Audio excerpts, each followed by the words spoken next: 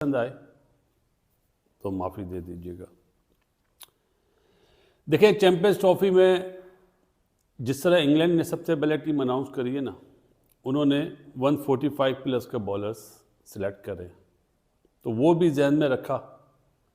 हालांकि हमारे पूल में नहीं है वो, हमारे पूल में इंडिया है, बांग्लादेश है, न्यूजीलैंड के पास 140 प्लस बॉलर हैं।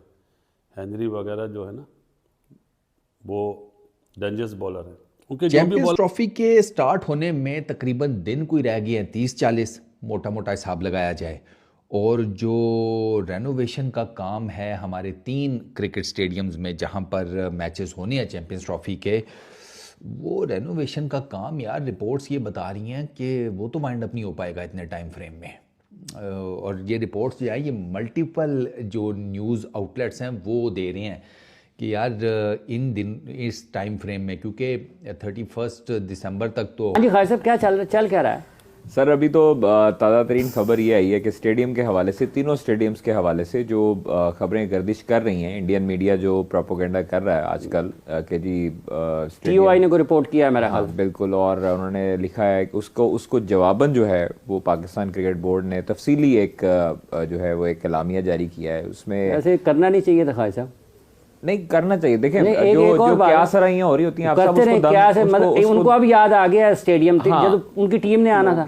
और उन्होंने स्नेक का वर्ड यूज किया, मनहूस का वर्ड यूज किया कि इनके होते हुए PSL ऊपर नहीं जा सकती। फिर उन्होंने बोला कि जो पाकिस्तान क्रिकेट बोर्ड के चेयरमैन मोहसिन नकवी साहब हैं, उनकी तारीफ की कि वो चाहते हैं कि ये प्राइवेट हो जाए तो शायद ये PSL परवान चढ़ पाए। उन्होंने उनके नजरिए की तारीफ की कि वो शायद इस तरफ को सोच रहे हैं, मगर जो PSL इंतजामिया है जो दरअसल PSL को चला रही है, उन्होंने बोला कि अगर ये इंतजामिया रुकेगी ना तो PSL का फिर सुबहान अल्लाह है। और उन्होंने बोला कि मैं हैरान हूं कि ये लोग पाकिस्तान क्रिकेट को चला रहे हैं और बड़े जिसे बोलते हैं ना कि बस नहीं चलना, बस उस तरह का गुस्सा उन्होंने पॉडकास्ट के अंदर शो किया। उन्होंने एक एग्जांपल दिया, मैं कुछ थोड़ी सी एग्जांपल देता हूं। उन्होंने बोला कि मैं पिछले साल से कह रहा हूं क्योंकि मेरे पास इंग्लिश कोचेज हैं इंग्लैंड। जय हिंद दोस्तों, जय भारत। चैंपियन ट्रॉफी 2025 को लेके बसीद अली ने कहा कि भाई देखिए, टीम इंडिया के जो बॉलर्स हैं 140-145 प्लस के पेस से डालते हैं, और दूसरी तरफ जो उनके पाकिस्तान के बॉलर्स हैं थके हारे, कमज़ोर, ना फिटनेस ना कोई लेवल इंटरनेशनल लेवल पे, बस स्लो रोल डालते रहते, कटर बॉल, स्लो बॉल यही डालते रहते।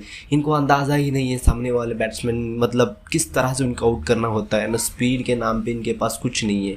चलिए इसके ऊपर क्या और रिएक्शन देखते। वीडियो को लाइक शेयर और चैनल को सब्सक्राइब करना ना भूलें।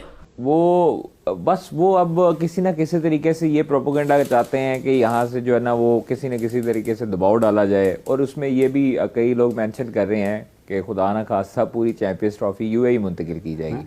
तो ये उनकी गलत फहमी है और ये उनकी गलत सोच है। ये पहले बहुत से दावे करता आया इंडियन मीडिया, और इंडियन मीडिया ये भी कहता आया कि पाकिस्तान घुटने टेकने में मजबूर हो जाएगा, दूध में मक्खी की तरह हम उसको बाहर निकालेंगे।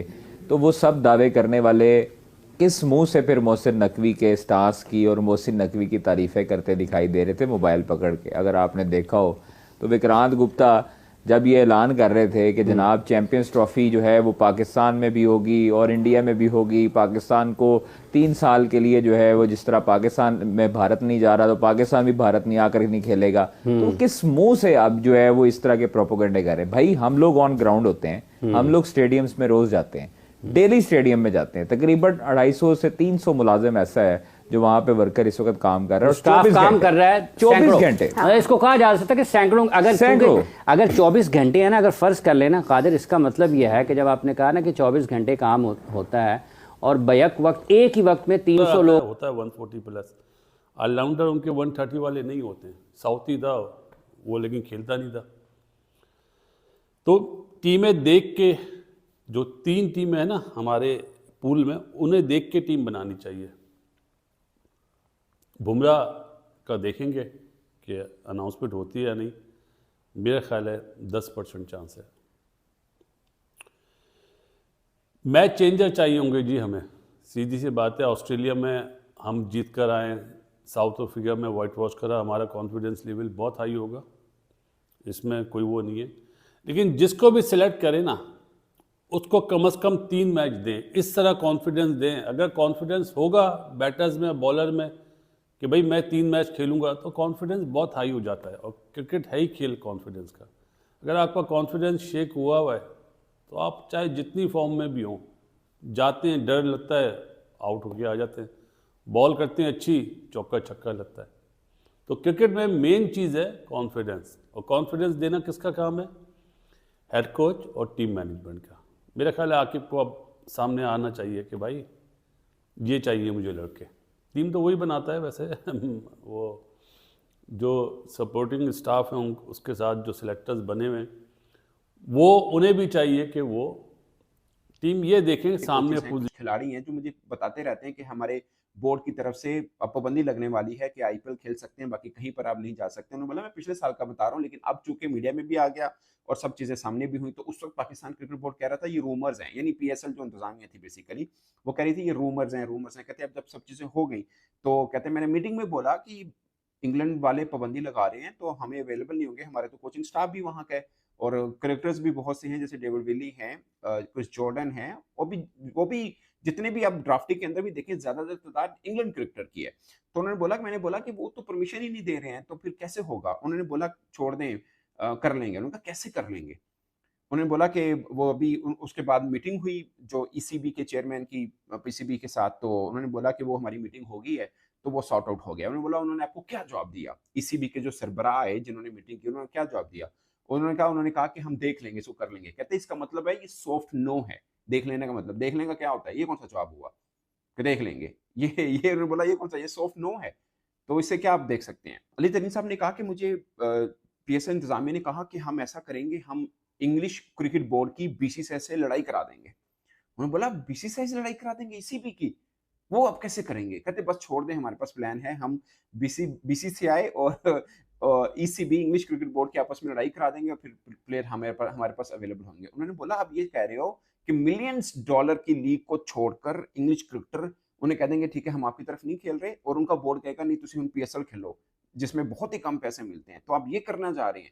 और अगर फर्ज किया आपने लड़ाई करा भी ली, फर्ज किया आपने बीसीसीआई और ईसीबी के आपस में लड़ाई करा दी, तो उससे पीएसएल को क्या फायदा होगा? पहली बात तो करा कैसे सकते हैं? हमने वाइंड अप करना था 12 फरवरी तक, आपने आईसीसी को हैंडओवर करनी है तीनों वेन्यूज़ बिल्कुल रेडी करके। और अभी जो कंस्ट्रक्शन का काम चल रहा है, जो रेनोवेशन का काम चल रहा है, वो किसी भी एक स्टेडियम में 100% कंप्लीट नहीं हुआ।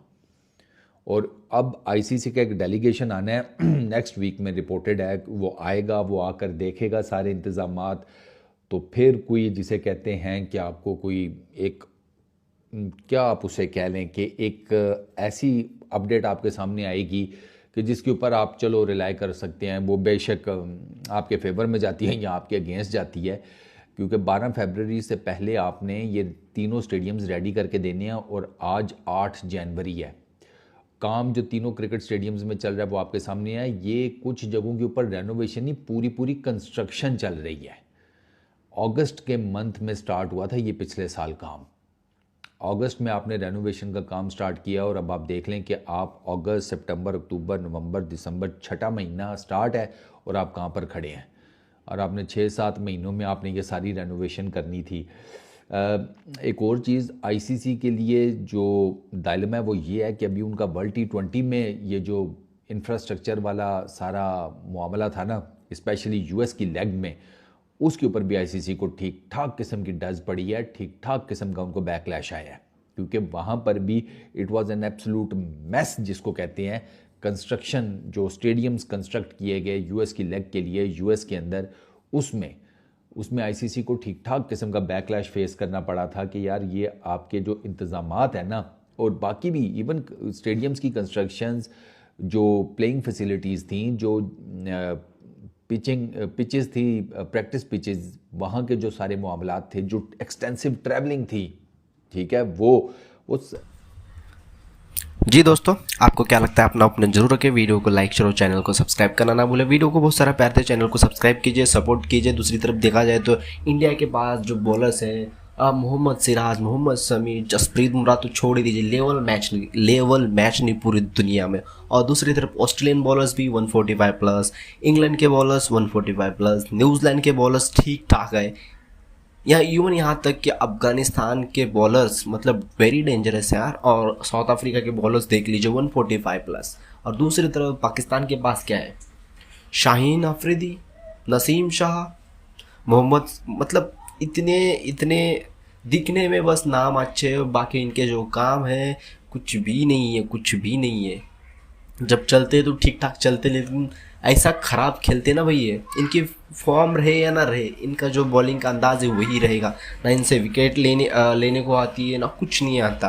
ये बड़े बड़े बातें करते रहते हैं, इसके अलावा इनके पास कुछ भी नहीं है। बस slow run, cutter, off cutter, leg cutter, बस यही डालते रहते हैं। इनसे 145 प्लस लगातार 2 ओवर डालने के लिए बोल दीजिए, कुछ भी नहीं करेंगे। 135, 133 यही डालते रहेंगे, 139 तक लास्ट, उसके ऊपर जाते ही नहीं।